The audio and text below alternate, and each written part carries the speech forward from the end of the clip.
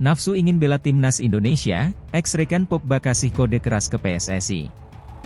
Ex-pemain Belanda U20 Ilyas Alhaft mengungkap keinginan besarnya untuk bisa membela timnas Indonesia. Diketahui, Ilyas Alhaft memiliki dafah Indonesia. Nama Ilyas Alhaft belakangan jadi sorotan pasca mengantarkan Almere City naik kasta ke Eredivisie pada musim depan. Saat momen perayaan itu, Ilyas Alhaft kibarkan bendera merah putih. Tentu saja ini jadi kode kepada PSSI agar bisa meliriknya. Terkait hal ini, Alhaft saat jadi bintang tamu di YouTube Yusa Nugraha beberkan bahwa ia memang sangat terbuka untuk bisa membela timnas Indonesia. Saya terbuka untuk bermain bersama timnas Indonesia, tentu saya sangat terbuka dengan peluang ini, kata Ilyas. Namun Ilyas mengatakan bahwa mungkin PSSI dan timnas Indonesia juga menginginkan dirinya. Yang menjadi pertanyaan ialah apakah PSSI dan timnas Indonesia menginginkanku juga, tambah pemain berposisi winger itu. Lebih lanjut, Ilyas mengaku bahwa ia sempat berkomunikasi dengan Hamdan Hamechan, tenaga ahli Menpora yang urus pemain di luar negeri. Diakui oleh Ilyas bahwa Hamdan saat itu memintanya untuk terus berkarir dan berusaha yang terbaik di level klub. Dia bilang kepada saya harus tetap berusaha yang terbaik, ungkapnya. Dia bertugas mengumpulkan data-data pemain keturunan dan dia juga mengatakan bahwa saya berada dalam datanya. Katanya, saya harus bermain sebanyak-banyaknya, tambahnya. Dikutip dari data Transfermarkt, Ilyas Alhaft pemian dengan status tanpa klub. Ia dilepas Almere City per 1 Juli 2023. Sebelum membela Almere City, Alhaft merupakan jebolan Sparta Rotterdam. Di klub Sparta pada 2016, Alhaft sempat bermain dengan kakak Paul Pogba, Matthias Pogba. Shin Tae-yong ragu dengan program naturalisasi untuk timnas Indonesia, apakah bisa mengembangkan sepak bola Indonesia? Shin Tae-yong membeberkan dirinya ternyata masih ragu dengan program naturalisasi untuk timnas Indonesia. Hal itu terungkap setelah Shin Tae-yong hadir di sebuah program acara yang dipandu oleh Pras Teguh dan Riphan Pradipta. Juru latih asal Korea Selatan atau Shin Tae-yong berpikir dua kali saat mencari pemain naturalisasi timnas, karena menyangkut perkembangan sepak bola Indonesia. Ada penyerang yang bisa dinaturalisasi, tetapi saya berpikir dengan cara seperti itu, apakah bisa mengembangkan sepak bola Indonesia? Ucap Shin Tae-yong, dikutip dari kanal YouTube Sports 77 Official, 9 Juli 2023. Ternyata dengan melihat jangka panjangnya untuk perkembangan sepak bola Indonesia, Shin jadi ragu saat memilih pemain naturalisasi. Jadi saya agak ragu mengambil keputusan, jelasnya. Pelatih timnas Indonesia tersebut juga berpendapat, sejauh ini anak asuhnya cukup memahami taktiknya. Para pemain juga cukup percaya pada saya, permainan yang saya inginkan diikuti, tambahnya. Shin Tae-yong belak-belakan mengatakan timnas Indonesia bisa berprestasi asal ada program yang baik dan kualitas liga bagus. Jika berbicara soal prestasi timnas Indonesia dalam waktu dekat, Shin Tae-yong menilai masih terlalu dini bisa membuahkan hasil.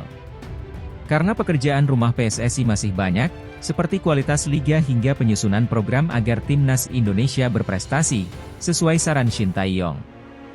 Dengan adanya pembinaan muda, nantinya akan muncul pemain bertalenta, serta liga yang kuat juga menentukan masa depan timnas.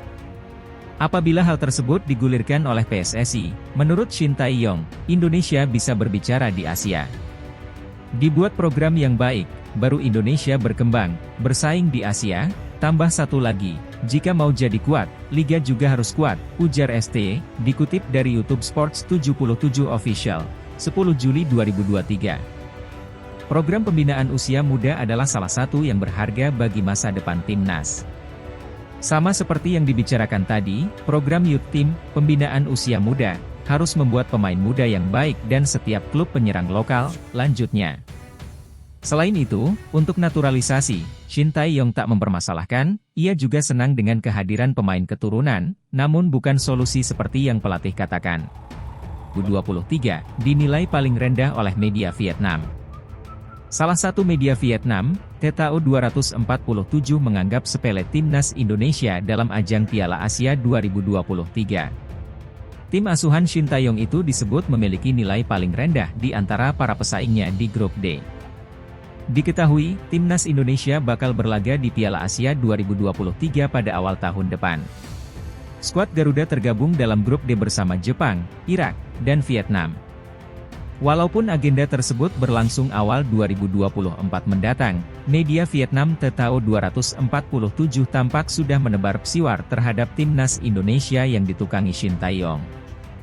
Berdasarkan tulisan media Vietnam itu, timnas Indonesia tidak berpeluang lolos dari fase grup Piala Asia 2023 alias peluangnya sangat kecil dan nyaris tidak ada.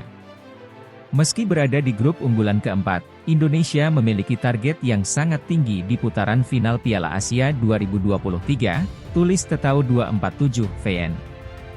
Dan setidaknya harus mencapai babak 16 besar. Garuda juga mengintensifkan kampanye naturalisasi pemainnya dan dapat sepenuhnya bersaing dengan skuad berisi 8-9 nama yang dilatih di Eropa, imbuh media Vietnam itu. Tentu saja dibandingkan ketiga kompetitor, Jepang, Irak, dan Vietnam, Indonesia dinilai paling rendah. Pada Piala Asia 2023, 2 tim teratas dari 6 grup dan 4 tim terbaik 3 akan melaju ke babak 16 besar, pungkasnya. Mendapat pandangan sepele dari media Vietnam, timnas Indonesia tentu wajib membuktikan di Piala Asia 2023 nantinya jika skuad asuhan Shin Tae-yong tak bisa dianggap sepele.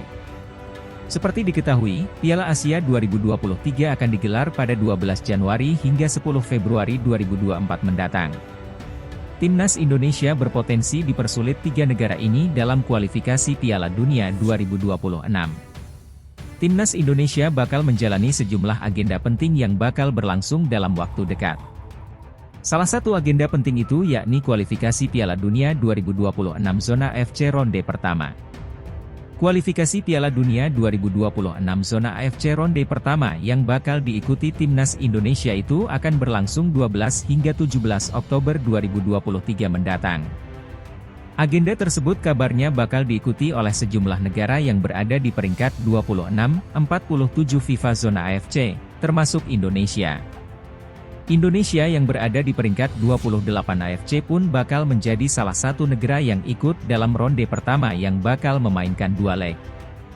Lalu, saat menjalani kualifikasi Piala Dunia 2026 zona AFC ronde pertama siapa sajakah lawan timnas Indonesia nanti?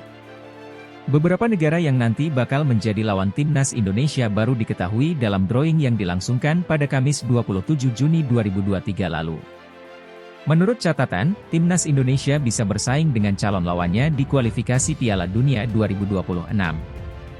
Meski demikian, ada beberapa negara Asia yang berpotensi menyulitkan timnas Indonesia di kualifikasi Piala Dunia 2026 zona AFC ronde pertama. 1. Timor Leste.